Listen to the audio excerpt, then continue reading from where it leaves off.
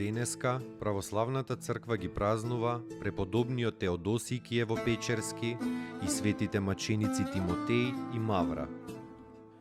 Преподобен Теодосиј Киево-Печерски од најраната младост ја избегнувал смејата и веселието и се предавал на богомислие и молитва. Поради тоа често бил тепан од мајка си, а особено кога мајка му го видела железниот појас околу голото тело, од што кошулата му била крвава. Прочитувајќи ги еднаш во Евангелието зборовите на Спасителот: кој милува татко или мајка повеќе од мене, не е достоен за мене, тој го напуштил родителскиот дом и побегнал во Киевската пештера кај преподобниот Антони. Овој го примил и наскоро го замонашил. Кога мајка му го пронашла и почнала да го вика да се врати дома, тој ја посоветувал мајка си и таа да се замонаши во еден женски манастир. Со својот подвиг, кроткоста и добротата, Теодосиј набрзо ги надминал сите монаси и му станал мошне мил на Антони, кој го поставил за игумен на манастирот. За неговото време, братството во манастирот многу се умножило, цркви и келии се иззидале и се вовел во потполност студискиот устав.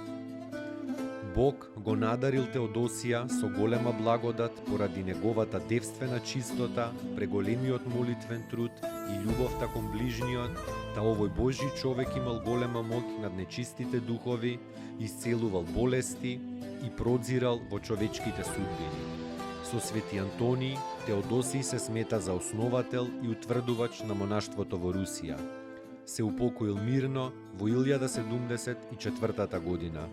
Неговите целибни мошти почиваат покрај моштите на Свети Антони.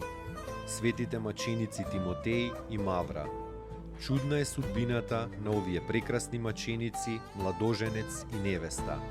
На 20 дена по нивното венчавање биле изведени на суд поради христијанската вера пред Тиваитскиот намесник Аријан.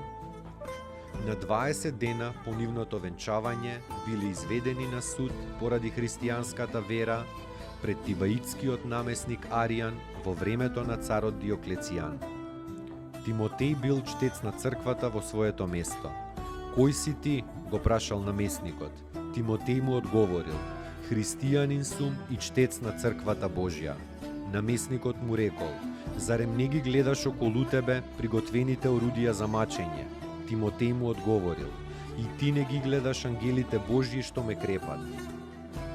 Тогаш намесникот наредил со железна шипка ушите да му ги прободат. Од големата болка очните зеници му искокнале, потоа стрмоглав го обесиле и му ставиле дрво во устата.